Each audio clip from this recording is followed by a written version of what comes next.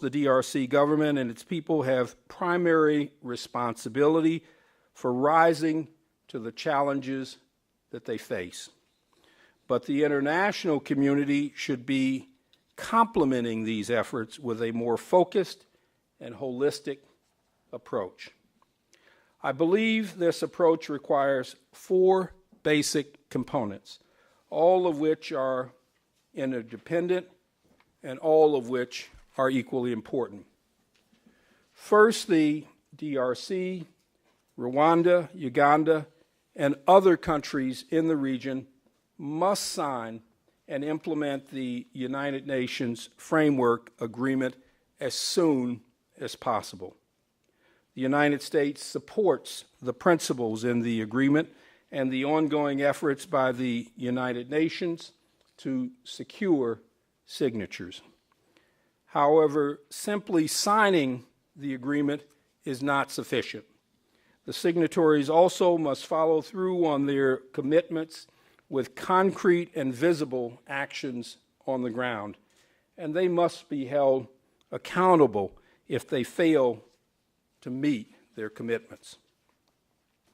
Second, we need to put flesh on the bones of the agreement by establishing a comprehensive peace process around the agreement's principles.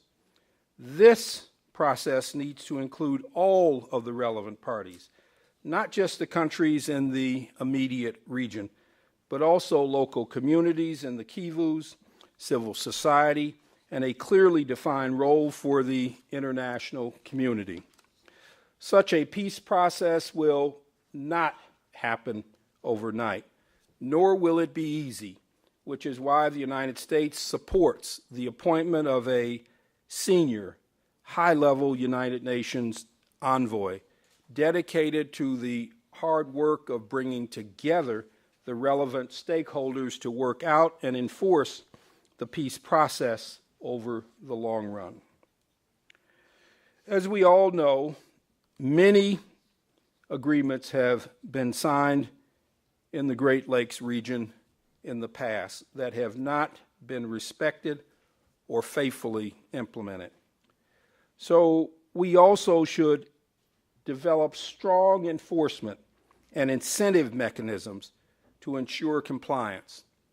For example, the UN should regularly report to the UN Security Council on the implementation of this agreement. And UN Secretary General Ban Ki-moon should continue to monitor its adherence closely.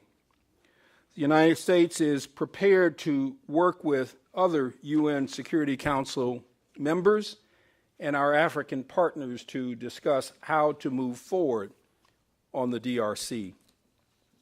And other key international partners also have a role to play. The World Bank, the International Monetary Fund, the African Development Bank, the African Union, and the European Union's structures, among others, all should elevate their focus and attention on the DRC.